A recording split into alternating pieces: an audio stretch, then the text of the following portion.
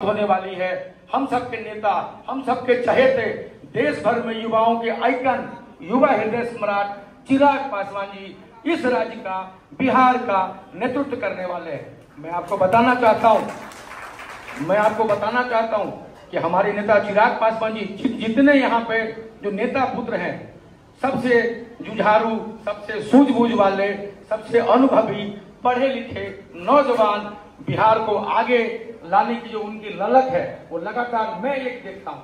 लगातार मीडिया वाले मेरे से, मैं पार्टी का राष्ट्रीय उपाध्यक्ष युवा मोर्चा होने के साथ साथ मैं पार्टी का स्पोक्स पर्सन भी हूँ, प्रवक्ता भी हूँ। लगातार